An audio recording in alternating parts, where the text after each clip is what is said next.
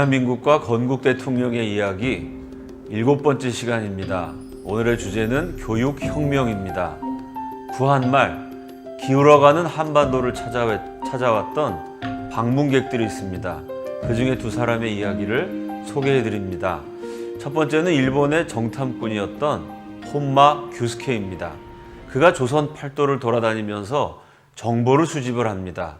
그 혼마 규스케의 기록에 의하면 조선에는 희한한 종족이 있다고 합니다.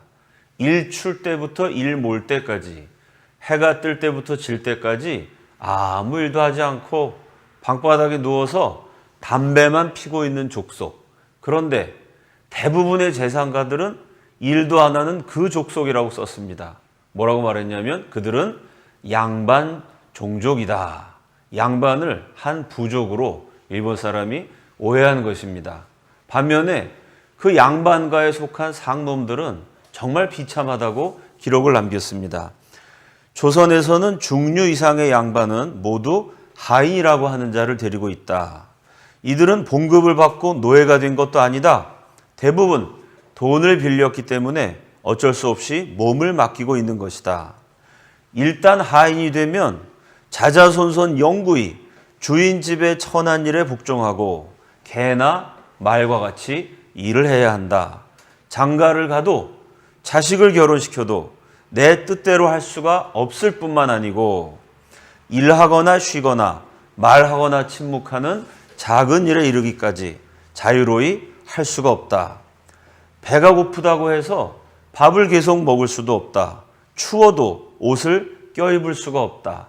만사를 주인집의 명령에 따르지 않으면 안 된다.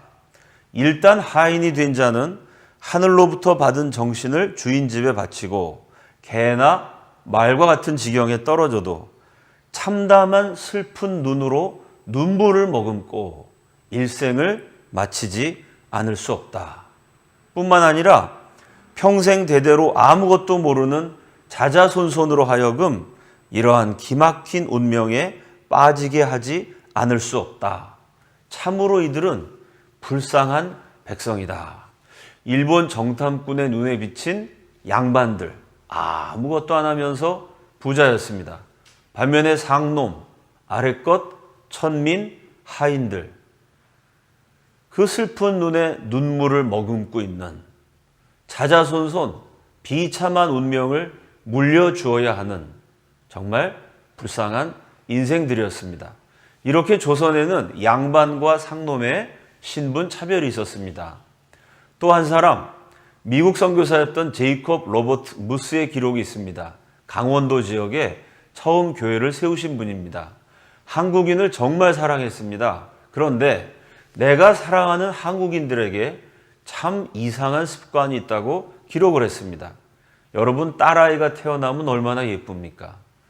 그 딸아이가 재롱 부리고 애교를 떨 때 아빠들이 거기 흠뻑 빠져서 흔히 딸 바보라고 부르는 참 그런 아빠들도 많이 있습니다.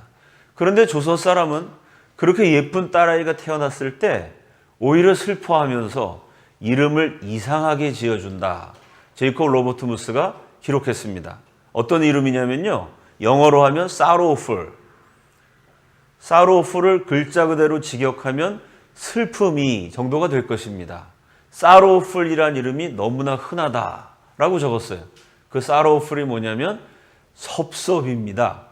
남자아이가 태어나기를 다 같이 기대했는데 여자가 태어나서 너무나 섭섭하다는 얘기입니다. 종종 sorrowful의 의미를 갖는 섭섭이로 부르기도 해서 자기 이름이 불릴 때마다 그 어린 것은 자신이 가족에게 슬픔을 가져왔다고 되새길 수도 있다. 부모들은 딸들을 영원한 가족 구성원이라고 생각하지 않는다. 심지어 어린 나이에 딸을 팔기도 한다라고 기록했습니다. 이들 팔려간 어린 아내들은 문자 그대로 시댁에 끌려간 노예들이다. 방앗간에서 식량을 준비하고 그 집안에 노비가 있었더라면 노비에게나 맡겼을 온갖 종류의 집안일을 다 맡게 된다. 여인은 단지 소녀의 연장이나 완성품에 불과하다. 여자로 태어났다는 것 외에 다른 아무 이유 없이 이 불행한 존재들에게 가해진 멸시가 성인으로 성장한 후에도 일평생 따라다닌다. 미국의 선교사는 남녀 차별을 지적했습니다. 이렇게 신분 차별, 남녀 차별을 개혁해야 된다라는 생각을 청년 이승만이 젊은 시절부터 합니다. 그래서 1901년 제국신문에 자녀를 매매하는 풍습이라는 글을 씁니다. 거기 지금의 서북지방 평안도의 한 속담을 소개하죠. 평안도에서 산모가 10달 동안 배가 아파서 아이를 낳습니다. 아들 낳으려고 10달을 고생했는데 딸이 태어나면 산모가 너무 절망해갖고 내가 헛고생했다고 눈물을 흘립니다. 그럼 이웃들이 와가지고 위로를 해줘요. 뭐라고 위로를 하냐면은 한 해 흉년 때웠다고 치시오. 이게 무슨 말이냐면요. 그 시절에 흉년이 들면은 먹을 게 없어서 수많은 사람들이 굶어 죽습니다. 그런데 딸을 가진 부모는 딸이 있는 집안은 한 해, 1년 흉년 굶어 죽지 않고 넘어갈 수 있다는 얘기입니다. 어떻게 넘어갈까요? 그 딸아이를 술집이나 방앗간이나 아니면은 일찌감치 시집을 보내는 형식으로 팔아버립니다. 딸을 팔아서 번 돈으로 한 해 흉년을 넘길 수가 있습니다. 그래서 아예 그 말이 속담이 돼서 딸을 낳았다고 서운해하는 산모들에게 한 해 흉년 때웠다고 치시오 라고 말을 건네는 것이 아주 관습처럼 되었습니다. 1901년 제국신문에 쓴 글에서 청년 이승만이 이런 풍습은 없어져야 된다. 신랄하게 비판을 합니다. 지난번에 소개해드렸던 것처럼 독립정신이란 글에는 자유라는 새로운 개념으로 속박당한 상태에서 국민들을 해방시켜야 된다라고 주장합니다. 그럼 속박당한 상태가 뭐냐? 첫째가 양반과 상놈의 차별이다. 이렇게 청년 이승만은 한성 감옥에 갇혀 있을 때 양반 상놈 신분 차별을 철폐해야 되고 남녀의 차별도 없애야 된다라는 생각을 가지고 문헌을 남깁니다. 미국 흥학 신법이라는 글도 썼습니다. 그 글에는 배움에 있어서는 남녀의 구별이 있을 수 없다. 주로 양반, 남자만 교육시켰던 시절입니다. 상놈, 여자도 양반 남자와 똑같이 교육의 혜택을 받아야 된다. 신분 차별 철폐, 그리고 전 국민에게 교육을 시키는 교육 혁명의 꿈을 감옥에서부터 간직했습니다. 독립운동을 할 때 자신이 감옥에서 가졌던 그 구상을 실천에 옮길 수 있는 기회를 갖게 됩니다. 1913년 이승만이 하와이에서 본격적인 독립운동을 시작할 때 제일 첫 번째로 한 일이 학교를 세우는 일입니다. 여러분 화면에 보여지는 하와이 한인학원, 제일 한쪽 가장자리에 뒷짐을 지고 서 있는 사람이 이 하와이 한인학원의 교장 선생님 겸 국어 선생님 겸 역사 선생님 겸 성경을 가르쳤던 교목 역할을 했던 이승만입니다. 이 사진은 5,000년 우리 역사의 획을 그은 중요한 순간을 포착하고 있습니다. 이 사진 한 장 찍는데 반만 년 기나긴 세월이 걸렸다라고 말해도 과언이 아닙니다. 이 사진 한 장이 왜 중요한 증거가 되냐면요. 우리 역사상 처음으로 남녀 공학이 시작되었기 때문입니다. 여러분 보이는 사진처럼 남자아이들과 여자아이들이 같은 교실에서 같이 배웠습니다. 배움에 있어서는 양반 상놈, 남자와 여자의 구별이 있어서는 안 된다는 청년 이승만의 꿈이 현실에 옮겨진 것입니다. 그런데 우리 역사상 최초의 남녀공학 학교라고 하면요. 그전에는 남자만 교육시켰습니다. 그러다가 남녀공학을 시작했으니까 남자애들이 많은데 여자애들을 몇 명 끼워 넣은 형태의 구성으로 생각하기가 쉽습니다. 사진을 보면요. 여자아이들이 더 많습니다. 오히려 남자가 소수입니다. 이게 어떻게 된 거냐? 조선에서 딸 아이가 태어나면은 그냥 어린 나이에 시집을 보내든지 팔아버리던 악습이 하와이에서도 계속됩니다. 하와이에 와 있던 우리 교민들이요. 딸을 낳으면 길거리에 버리기도 하고 그저 중국 사람, 하와이 원주민, 하와이에 사는 다른 민족들에게 어린 나이의 딸을 강제로 시집 보내기도 합니다. 이승만이 독립운동하기 전에요, 하와이를 구석구석 돌아봅니다. 길거리에 거지를 보는데 이 거지가 이상하게 생겼어요. 하와이 원주민하고도 닮지 않았고 미국 사람도 아닙니다. 생긴 걸 보면 틀림없이 조선 아이처럼 생겼는데 조선말을 못해요. 이게 어떻게 된 건가 조사를 해봤더니 그 조선의 악습이 그대로 이어져서 딸 아이들을, 아들은 귀중하니까 키우지만 이 쓸모없는 딸아이 그냥 버린 것입니다. 그렇게 버려진 여자아이들, 노예처럼 팔려간 여자아이들을 다 데려다가 학교를 만듭니다. 그런데 그 학교를 여학교를 만든 것이 아니고 남녀 공학을 만듭니다. 남자와 여자가 같은 교실에서 공부도 같이 하고 밥도 같이 먹고 같이 뛰어놀면서 서로가 서로를 배워가야 남녀 평등 시대가 열린다. 차별을 철폐할 수 있다는 선각자적인 결단입니다. 이승만이 남녀공학 학교를 세운다 그랬으니 조선 사람이 다 반대합니다. 남녀 7세 부동석, 7살만 돼도 같은 자리에 앉는 법이 아닙니다. 그런데 같이 앉아서 교육시킨다 그랬으니 이건 그 당시 조선인들의 사고방식으로 받아들이기 어렵습니다.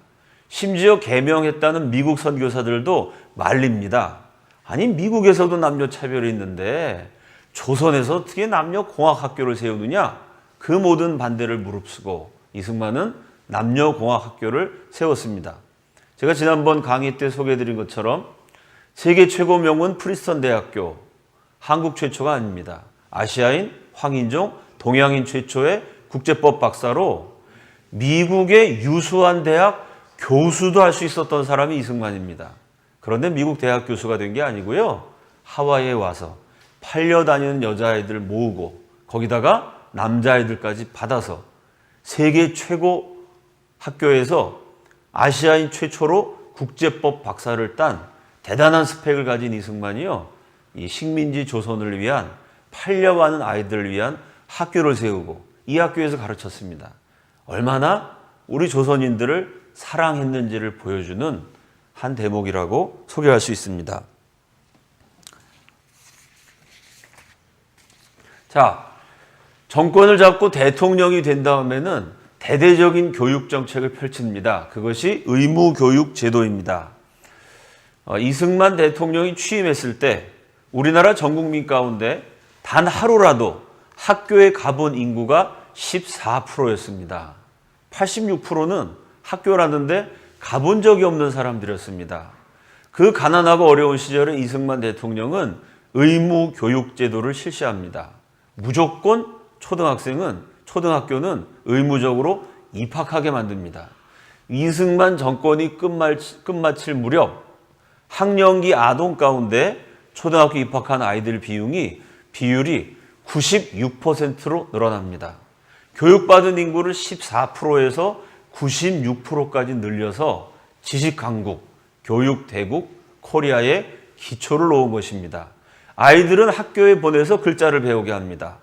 배움의 시기를 잃어버린 장년, 노년 세대를 위해서는 문맹 퇴치 운동을 맹렬하게 전개합니다. 이승만 정권 말기에는요, 80% 이상의 국민이 글자를 읽고 쓰게 되는 5천년 역사상 처음 있는, 전 국민의 절반 이상이 문자를 해독한 역사가 없습니다. 5천년 동안. 많아봐야 전 국민 가운데 5%? 많이 쳐주면 10%? 90% 이상은 글자를 읽을 수가 없었습니다. 이승만 대통령 시절에 와서야 비로소 96%가 학교에 가고 80% 이상이 글자를 읽는 우리 역사의 새로운 시대가 열립니다. 이 무렵에 원로 극작가로 유명하신 신봉승 선생이 초등학교 선생님이었습니다. 강원도 옥계 그 당시에는 국민학교라 그랬죠. 옥계 국민학교 6학년 2반 담임 선생님이셨답니다. 그분의 회고록을 보면요, 그 반 아이들 67명 가운데 점심 도시락을 싸왔던 아이는 6명, 7명. 한 반 아이들 가운데 10% 정도만 점심 도시락을 싸오고 나머지 아이들은 다 가난해서 점심시간에 그냥 침만 꼴깍꼴깍 삼키고 있었다고 합니다. 그 수업을 하면서 보면요, 그때 아이들이 다 입을 것이 없어서 미국 사람들이 보내준 구호 물자 가지고 그거 주워서 입었습니다. 그 미국 사람이 한국 사람보다 체형이 크니까 옷이 제대로 맞을 리가 없습니다. 바지는 땅바닥에 끌리고 이 상의의 옷소매는 손가락까지 덮고 다 큰 외국 사람 옷을 입고 있고 도시락도 못 사와서 눈만 멀뚱멀뚱 배고파갖고 기운은 하나도 없고 머리에는 영양실조로 진물이 나고 이 벼룩 빈대가 들끓고 수업을 하다가 굶어서 너무 힘이 없는 아이들 표정을 보고 불쌍해서 창밖을 보면서 여러 번 눈물을 지었다. 이런 회고를 하셨습니다. 그런데 그렇게 가난한 교실이었지만 희망이 넘쳤다고 신봉승 선생은 회고합니다. 그때 우리는 배고파서 죽어가는 아이들에게 국사를 가르쳤습니다. 5학년이 되면 국사 교과서인 우리나라 발달 1권을 배웁니다. 6학년으로 진급하면 우리나라 발달 2권을 배웁니다. 국사학자 황희돈 박사가 쓴 우리나라 발달은 참으로 훌륭한 교과서였습니다. 모든 내용에 우리 민족의 자긍심이 넘쳐났기 때문입니다.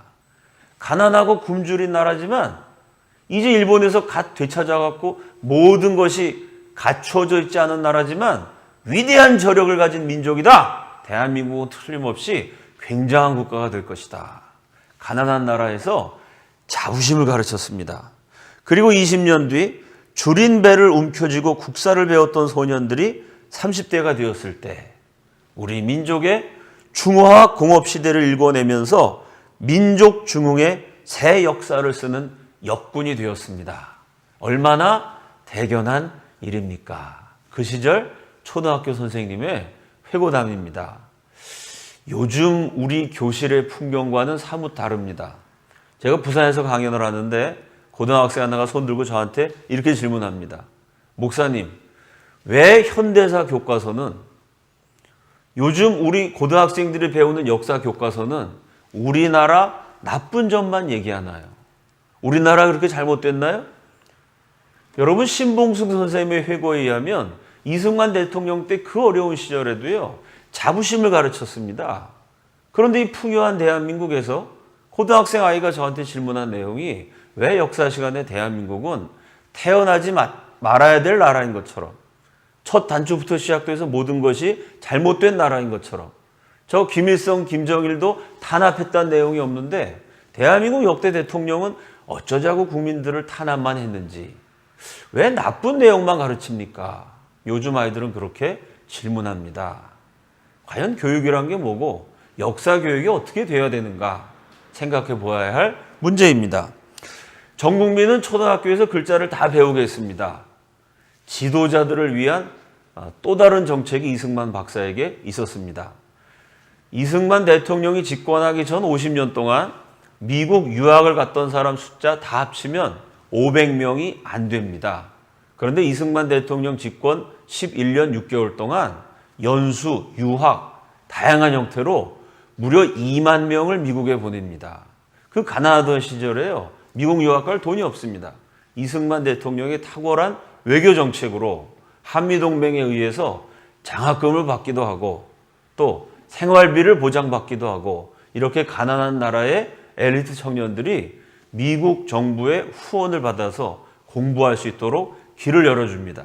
이때 이승만 박사가 유학 혹은 연수를 보냈던 2만 명의 인재들 가운데 대표적인 인물, 전 국민이 다 알고 있는 바로 이분, 박정희, 나중에 대통령이 되셨죠. 그때는 군인이셨습니다.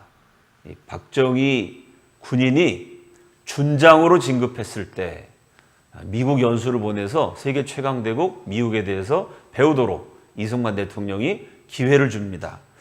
그 이승만 대통령 시절에 발탁이 돼서 나중에 박정희 정권 시대까지 계속해서 우리나라 경제 발전에 중요한 역할을 담당하신 분이 신현확 부총리이십니다. 그분이 1950년대 이승만 대통령 시절을 회고하면서 이런 얘기를 했습니다. 1950년대는 식민지에서 갓 해방되어서 기반이 없었기 때문에 남아있는 기반도 6.25 전쟁으로 파괴가 되었기 때문에 무슨 일을 하든지 성과가 날 수 없는 시대였다. 뭐 경제라는 것도 어느 정도 기반이 있어야 그다음 경제 발전이라는 성과를 낼 수가 있겠죠. 기반조차가 없어서 무슨 일을 하든지 성과를 낼 수 없는 시대가 이승만 시대였습니다. 그런데 그 시대에 우리는 아이들을 가르쳤다. 이승만 대통령 시절에 교육시킨 아이들이 자라나 박정희 대통령 시절에 한강의 기적을 이루는 주역이 되었다. 이것이 우리 경제 발전되는데 큰 역할을 감당하셨던 신현학 총리의 회고입니다. 그래서 예전에는 한국 경제의 발전을 가리켜서 한강의 기적이라고 부르지 않습니까? 한강의 기적은 박정희 대통령의 업적이다. 이렇게 많이 얘기를 했습니다. 그러나 요즘은 역사의 해석이 조금 달라집니다. 원로 극작가였던 신봉승 선생의 말씀이나 경제 지도자였던 신현학 총리의 말씀이나 공통점이 있죠. 이승만 대통령이 사람을 길러냈고 박정희 대통령은 그 사람을 잘 지휘해서 경제를 일으켰다. 박정희 대통령의 업적은 눈에 보입니다. 고속도로를 깔았고 공장을 세우셨고 수출품을 만들었습니다. 이승만 대통령의 업적은 눈에 보이지 않습니다. 왜냐하면요, 고속도로를 깐 사람, 공장을 세운 사람, 수출품을 만든 사람을 교육했기 때문입니다. 그래서 한강의 기적은 사람을 교육시킨 이승만의 업적 더하기 그 사람들을 잘 지휘해서 폭발적으로 경제를 시킨 박정희 업적 두 분의 공동 작품이다 라고 해석하면 정확할 것으로 생각됩니다. 자, 한성 감옥 시절부터 이승만 박사는요, 양반 상놈의 차별, 남자와 여자의 차별을 철폐해야 된다고 부르짖었습니다. 그 신분 또 남녀 차별을 없애기 위해서 지난번 강의 때 소개해드린 것처럼 농지개혁이란 걸 했습니다.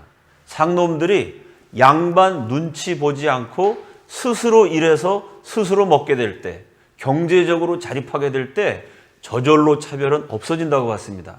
두 번째로 오늘 제가 강의 시간에 소개해드린 것처럼 교육혁명을 했습니다.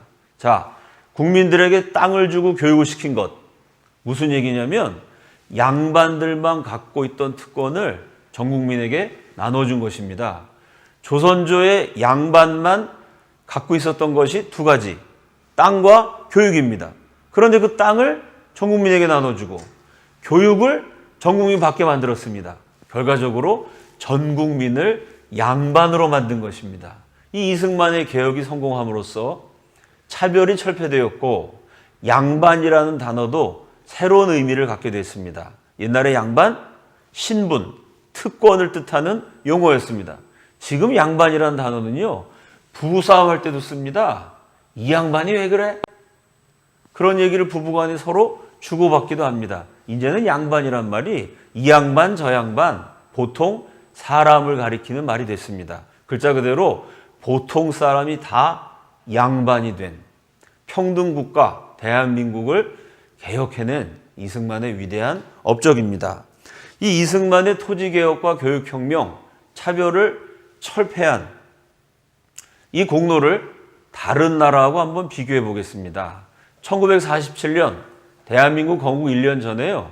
이 나라 지도자 백범 김구 선생, 오남 이승만 박사 이런 분들이 호주머니를 털었습니다. 나라 세우기 전에 인재를 먼저 길러내야 된다. 조선에 아주 유능한 청년 5명을 선발해갖고 우리보다 앞선 농업기술을 가지고 있었던 나라로 유학을 보냅니다.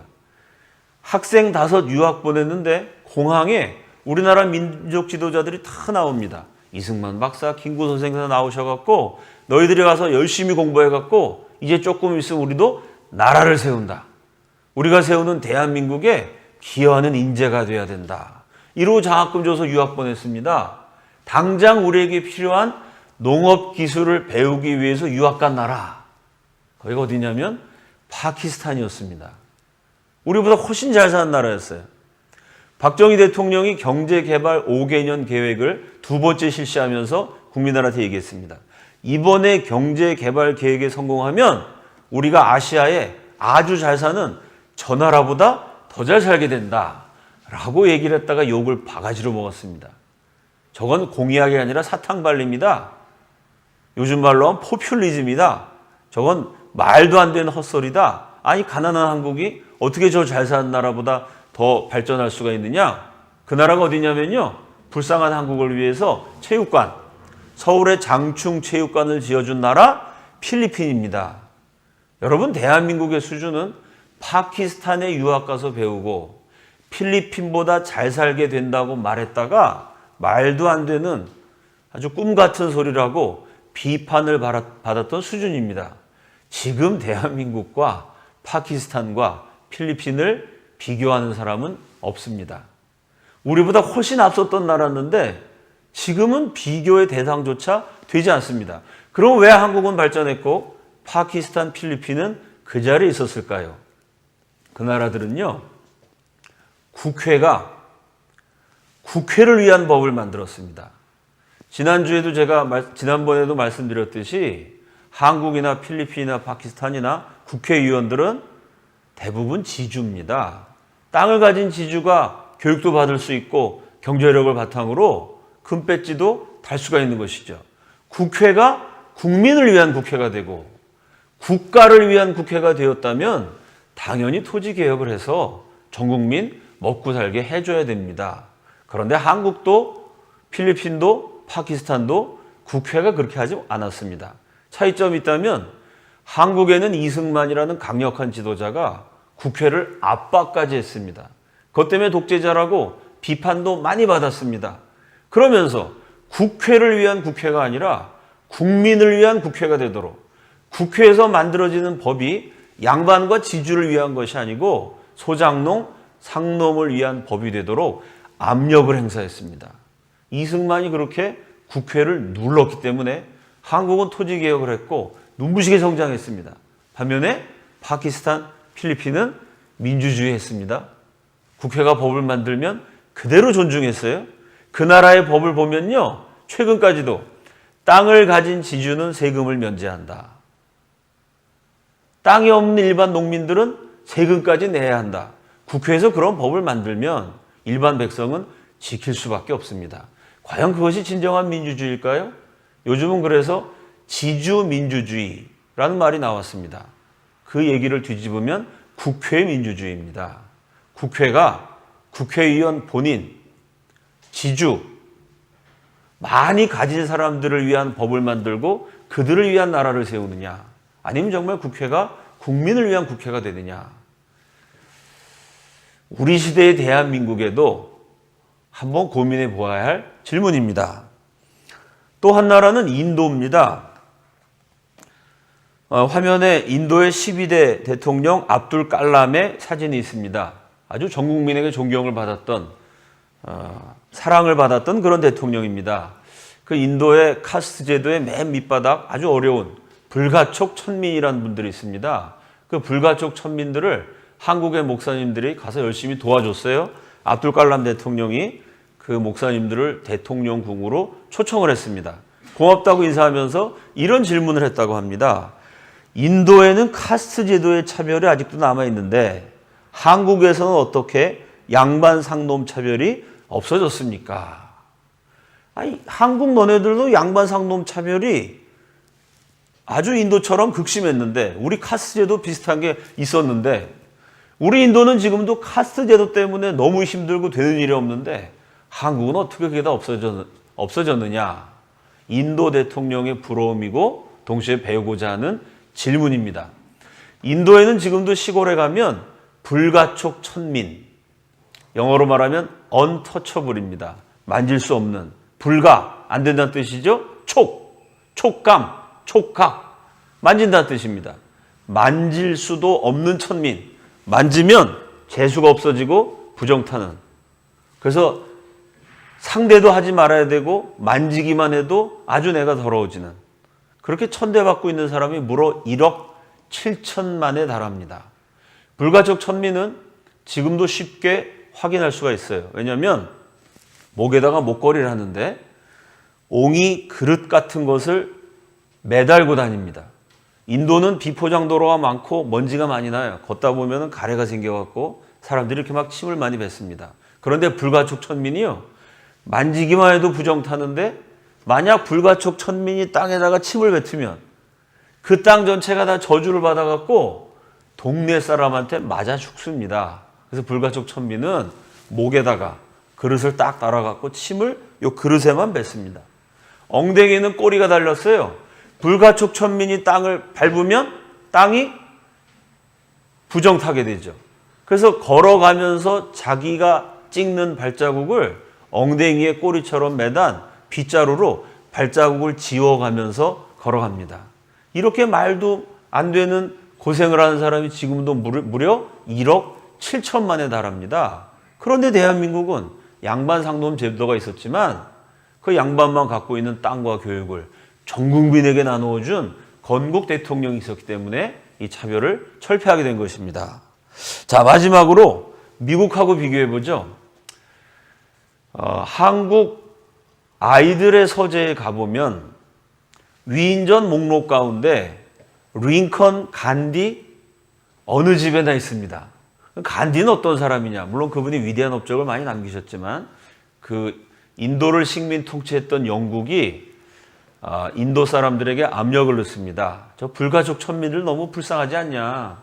그러니까 인도 의회를 만들 때 불가촉 천민의 일정 수의 의석을 할당해라. 불가촉 천민도 국회의원을 내서 자신들의 권리를 대변할 수 있게 만들어라. 이 식민 통치하던 영국이 인도 자치의회를 구성할 때 그렇게 제안을 합니다. 그리고 실제로 그 불가촉 천민이라는 의석을 할당합니다. 그때 전 세계가 존경하는 위대한 마하트마 간디가 힌두교의 풍습에 의하면 카스 제도라는 게 있는데 왜 인도의 전통을 무시하냐 이러고 실제로 단식 투쟁을 합니다. 똑같이 신분 해방, 인간 해방의 선구자로 전 세계적 존경을 받는 분이 에이브러함 링컨 대통령입니다. 그 링컨이 노예 해방령을 선포한 게 1863년, 노예 해방령을 선포하고 100년이 지난 1963년에 미국 흑인 가운데 투표권을 가진 사람이 7%입니다. 링컨의 노예 해방은 100년이 지나도록 93%의 흑인이 투표조차 할 수 없었던 불완전한 내용이었습니다. 그 링컨이 흑인들을 위해서 학교를 세웠다든지 교육을 시켰다든지 흑인들에게 땅을 분배해서 먹고 살게 해준 일은 없습니다.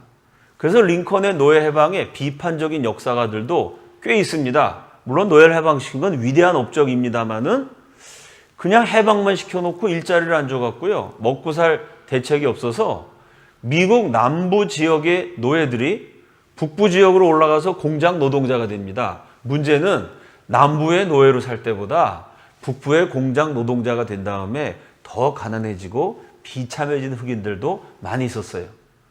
워싱턴에 가보면 링컨 대통령 기념관이 있습니다. 엄청나게 큰 링컨 대통령이 딱 앉아있는 동상이 있어요. 그 위에 링컨의 업적을 한 줄로 요약했습니다.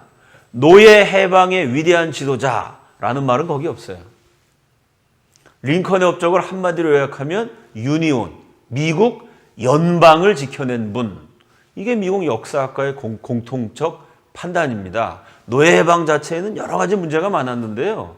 그 남북전쟁을 치르면서까지 남과 북으로 분단될 뻔했던 이 유나이티드 스테이츠, 이 연방을 지켜낸, 그래서 그 분단됐으면 미국이 지금처럼 강대국이 안 됐겠죠. 연방을 지켜냈기 때문에 강대국으로 성장할 수 있는 초석을 놓았다. 이것이 미국 역사가들의 공통적인 대부분의 해석입니다. 그 사람들도 링컨의 노예 해방이 여러 가지로 불완전하다는 것을 인정한 셈입니다. 지금도 미국에 흑인 폭동, 인종차별 문제가 아주 얼마나 심각합니까? 그렇다면 링컨의 노예 해방은 투표권도 안 줬고 땅이나 먹고 살 기반을 마련해 준 것도 아니고 교육을 시킨 것도 아닙니다. 그와 대조적으로 대한민국 건국 대통령 이승만의 정책은 농지개혁으로 먹고 살 땅을 줬고요. 교육혁명으로 상놈 여자들까지 다 학교 가서 배울 수 있게 만들었고요. 또 대한민국 건국할 때부터 1948년부터 100% 양반 상놈 남자 여자 할 것 없이 전 국민에게 투표권을 주었습니다. 주었습니다. 이렇게 인간 해방의 선구자인 이승만은 독재자라고 낙인이 찍혀 있고 그냥 노예를 해방시킨다. 물론 위대한 업적이지만요. 여러 가지 면에서 불완전했던 링컨은 아주 노예를 해방한 대단한 영웅으로 이 나라의 모든 아이들이 배우고 있습니다. 역사를 기억하지 않는 민족에게 미래는 없다. 이런 얘기를 우리가 많이 합니다. 만고불변의 진리입니다. 우리의 역사를 기억해야 합니다. 이렇게 국민을 사랑하고 차별을 철폐했던 상놈 여자들까지 먹고 살 길을 마련해주고 교육의 혜택을 받도록 만들었던 인간 해방의 선구자가 이 나라의 건국 대통령이었습니다. 대한민국의 건국 정신을 이어받아서 오늘날 한국 사회에서도 수많은 차별이 아직도 존재하고 있지 않습니까? 사람을 차별하지 않고 사람을 존중해주는 그런 아름다운 나라를 우리가 다 함께 만들어 가야겠습니다. 오늘 강의는 이것으로 마치겠습니다. 감사합니다.